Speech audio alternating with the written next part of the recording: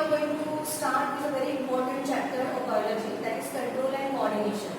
Now, as we have seen many life processes, that is, for example, digestion is there, respiration is there, excretion is there, and transportation is there.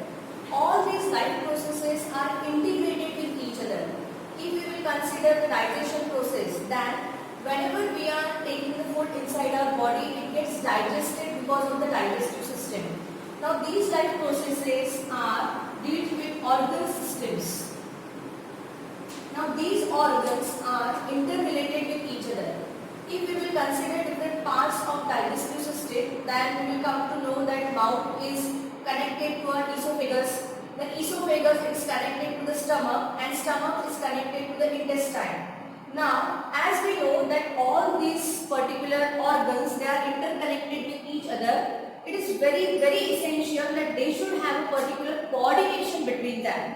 Now, that's why this coordination is very important in organism. Thus, we are going to study the control mechanism of all these life processes and the coordination between all these life processes.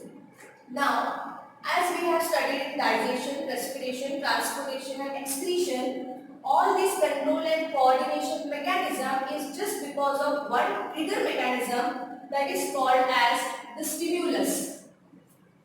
Now, what exactly this stimulus is there? For example, if I am going to touch any hot utensil, then immediately I am going to remove my hand. Another example we can consider that when a bright light falls on your eyes, at that time the eyes, the pupils inside the eyes, they start shrinking towards it. The size of the pupil, it becomes very small. So when we are going to put a bright light in your eyes, then the pupils, they are going to shrink because they are not able to bear that much light. And if we are moving in the darkness, then ultimately these pupils, they are going to dilate. Now, all these mechanisms, we know that they are controlled and coordinated with each other. For example, if I am going in a shop, there are so many products are kept over there.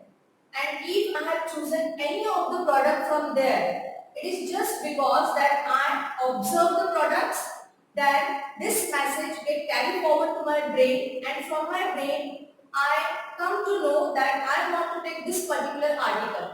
So this is a control mechanism in which different organs of our body are coordinated with each other. Another example we will take, if I am having two pens with me, and if I am willing that I should choose any one of them, then what I will do? I will first think on it that which pen I would like to write. Then immediately I will go with this pen. It means that for choosing this particular article, all my body organs, right from my brain, that is a thinking mechanism was there, and towards my muscles, all these things are coordinated with each other.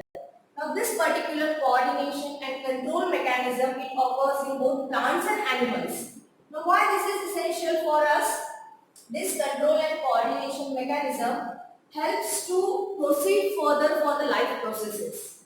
Now, let's see how this control and coordination mechanism occurs in plants and animals. This control and coordination mechanism, it comes with the messengers which are going to carry the messages. These messengers, they can be in the form of chemicals or they can be in the form of electrical messages. Now, what are these electrical messages? These electrical messages, they are related to our nervous system. This nervous system is particularly present inside our brain. We know that there are two types of messengers in the body. The first one is the chemical messengers. We can say that these are nothing but the hormones. Now, these chemical messengers, their function is to control and coordinate the mechanism in the body. Now, these chemical messengers, they perform the function of providing the responses for the external stimulus. For example, if we will observe in plants. Now, plants, they are having their specific mechanism. They are having their growth life processes. Transpiration is there, then excretion is there. All these life processes, they are controlled by these chemicals. They are called as the hormones. Now, these chemicals, or we can say the hormones, these work in plants as well as in animals. So, this type of mechanism mechanism we can observe both in plants and animals with the help of these chemical messengers. Now these chemical messengers, every time they are going to react to certain type of stimulus which are coming from the outside. For example, if a dog is going to follow you, then ultimately what you will do? You will run fasting because of the fear. Now in this particular example, running because of the fear of the dog, it is the response which we have given to the particular type of stimulus. Another example is when we are hungry. When we are hungry, at the time of hungerness, if we are observing food material, then ultimately there is secretion of saliva in our mouth. Now, if you are observing that particular food material, it ultimately means that that particular stimulus has induced a response in your body. That's why salivation happens. So, every time, whenever we get the stimulus from the environment in any of the form, it can be in the form of pain, it can be in the form of fear, it can be in the form of happiness, or it can be in the form of tiredness also. Now, if we are getting the stimulus, our body and organs are bind to give the response for the stimulus. Now, this response is given just because of the chemical messengers which are present inside our body. Now, let's see how this mechanism works in both plants and animals. These chemical messengers, or we can say as hormones, they work in plants for their growth movement, because we know that in plants growth is occurring continuously. Along with that, they are having the transpiration process, and they are having the excretion process. These all processes are governed by these hormones. Along with that, in animals, if you will observe, now these chemicals are present in our body. If you will observe your hands, then ultimately you will observe that all the fingers of both the hands, they are appropriate in their growth. So whenever our body parts are going to grow, the cells particularly, they are going to have the hormones in our body. It will never happen that this particular finger of this hand is having a particular growth and this particular finger of this hand is having a different growth. It will never happen, because these hormones are meant for the appropriate growth of our body. So hormones, these are responsible for the growth mechanism of both in plants as well as in animals.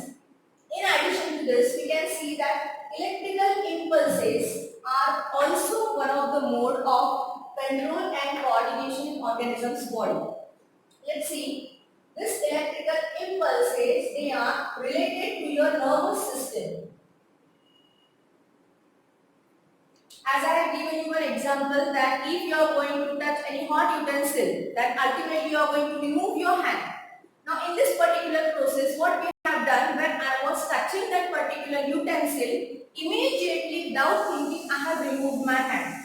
Now in this example, we can see that thinking was not at all involved in it. It was directly an involuntary action. As soon as I have touched the hot utensil, I have removed my hand.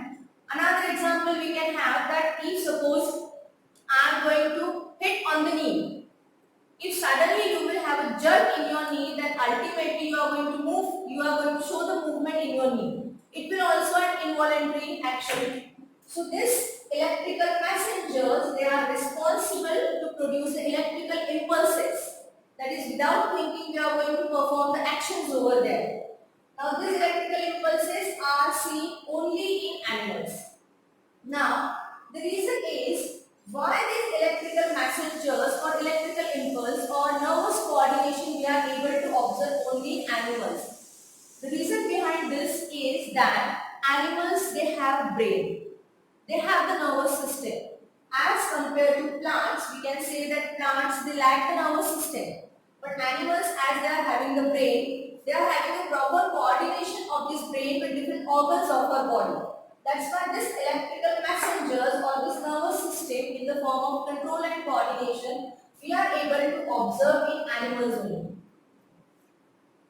Now, in animals, totally the brain and the spinal cord,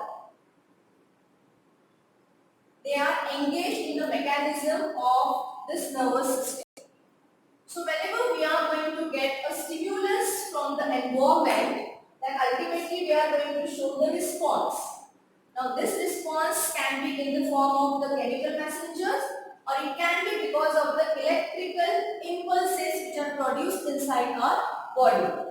Now, chemical messengers, as we know, this hormonal coordination, it is present in plants and animals. Along with this, plants are also going to show certain movements. Now, what are these movements? As we know that during the process of seed germination, if you are going to sow a seed, then after some time what will happen, after getting the essential factors from the environment, that particular seed is going to germinate. Now, how this germination process occurs? Whenever the seed is inside the soil, then ultimately after some time it will start germinating. Then it will start to develop a shoot system, and ultimately it will have a complete shoot system. So this germination process is nothing but the response. This germination is nothing but the response which the plant or the seed has shown against the stimulus. Now this particular seed is going to push the soil upstairs so that it can germinate and come out. Now this is a part of response to stimuli. In the same way, we can say that this germination process, it can have a different movement. The movement of this particular part, that is the seedling, it is nothing but certain sort of movement. Now we cannot say that it can be directly a hormonal coordination in the plants, but this type of movements, they can be categorized, broadly categorized into tropic movements as well as the nastic movements. Now let's see what this tropic movement is. So plants, generally as hormones are there in their body, along with that they show the tropic movements. Now these tropic movements are related to the growth movement. For example, if a small seedling is there, it is going to grow in the complete plant. It is nothing but the growth movement. Another example, we can say that when a small plant is spotted, if you are going to keep a spotted plant in the window where the sunlight is going to come, the beam of sunlight is going to enter, then you will observe that after some days, the particular branches, they are going to move towards the sun. Now the reason behind this is that we know that plants are autotrophic as well as they perform the process of photosynthesis. So whenever they are going to get the light inside it, ultimately their branches, they are going to move towards the sunlight. So it is nothing but the growth movement, that is the tropic movement, or we can say it is a directional movement. Because we know that if you will consider any plant, the plant is going to show you a directional movement. Whenever we are going to have a plant, we have the root system and we have the shoot system. Now, we know that this particular plant, or we can say the roots, are always going to grow towards the earth. That is, their movement will be in the soil. And this shoot system, their movement will be upstairs, that is towards the sunlight. As they need to prepare the food material, they require sunlight for their process, that is the process of photosynthesis. So this movement will always be towards the sunlight, and this movement will always be towards the earth. So we can say that these are the movements, but these are the tropic movements. Tropic means they are the growth movements and they are having a particular direction.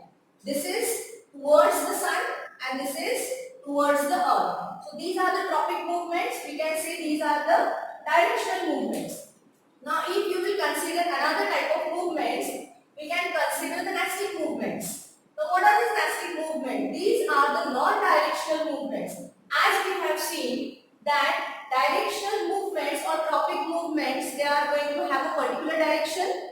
They are going to show a particular type of movement. Either it can be in any of the direction or it can be in any of the stimulus also. Now these nastic movements, these are non-directional and even they are not related to the growth movements. If you will compare the tropic movements and the nastic movements, you will come to know that tropic movements are always directional movements and they are related to the growth of the organism. Or ultimately we can say they are related to the growth of the plants only, because this type of mechanism is observed in plants only. Nastic movement, these are non-directional and they they are not at all related to the growth of the organism or growth of the plant. Now, example of plastic movements are mimosa plant. Now, have you ever observed the mimosa plant? It is having this type of leaf structure. Very small leaves are there. Now, whenever you are going to touch to this mimosa plant, just have a touch to this mimosa plant, that ultimately these leaves are going to droop, or we can say these are going to shrink. So as soon as you are going to touch the mimosa plant, or we can say this touch me not plant. So whenever you are going to touch this particular plant, it is going to droop the leaves, or we can say it is going to shrink the leaves. So this is a particular response to the stimulus which we have induced in the plant. Now here I have just touched the plant. So because of touching, what happens? The external stimulus which I have given to this particular plant, this plant has shown the response for it. So it is response to stimuli, but it is a type of plastic movement, because this type of movement is non-directional movement. Even in this particular type of movement, growth factor is not at all related to it. Thus we can say that in plants, they show the movement, but these movements, they can be tropic movements, that is they can be directional movements, or we can say they are related to the growth of the plants. Another type of movements, they are the mastic movements. Now if you will see sunflower, then whenever you will see sunflower, it is going to face towards the sun. That's why the name is there, sunflower. So this facing of the flower towards the sun is nothing but a type of movement. If sun will not be there, then ultimately the sunflower is going to droop itself. It is not going to face towards the sunlight. But whenever it will receive the sunlight, then ultimately it is going to face towards the sunlight. So it is a type of movement in plants, but it is a non-growth movement. It is not going to show any type of growth movement over there. Just a stimulus is there, that is sunlight is going to come and it is going to face towards it. So we can say that these movements are the mastic movements. So overall, if you want to sum up with all these things, we can consider that the control and coordination mechanism in our body, it is related to different organs in our body. So all the life processes which are there in our body, they have their particular coordination with that. Whenever we are going to think certain things, we are going to act likely. So in some of the actions, the thinking mechanism is involved, and in some of the actions, they are very involuntary actions. We will take another example, that whenever we are running, at that time, the heartbeat increases, or the pulse rate also increases. So these are nothing but the involuntary actions, that is beating of the heart, then blinking of your eyes. All these movements are involuntary movements. They certainly occurs after a particular time of period. So chemical messengers, hormones, they are going to play a very important role in the type of control and coordination mechanism in the plants. So these chemical messengers, they are very important for having a control mechanism in plants as well as in animals. Now these plants and animals, they also, plants particularly show different type of movements. They can be related to the growth movement and they can be related to the non-directional movements, or we can say they are not related to the growth movements. Now moving towards the electrical messengers. Here we know that hormones, they are the chemical messengers, because they travel throughout our body and they reach to each and every cell of our body. That's why they are able to have a uniformity in their transactions. Now these electrical messengers, if you compare with the hormones, they are very fast and quick. Now here, if you will compare the hormones and the electrical impulses, you will come to know that these hormones, when they are released in the body, when they are released in plants as well as in the animals, they are having a very slow process. As soon as they will release from your glands, that is from your body, they are going to move towards the target organs to show the actions over there. So they are very slow in their action, because they need to reach to each and every cell of the body. It can be plant body, it can be animal body also. But When you will see the electrical messengers or electrical impulses, they are very fast and very quick. So these electrical impulses, they are going to have a very quick action in the organism's body. That's why we are able to see these actions in the animal's body. Animals, they are having a well-developed brain as compared to plants, because we know that plants, they don't have the brain. That's why they are not able to show any type of movement as animals are going to show. They cannot walk from one place to another place. Even plants, they are not able to think for any of the action.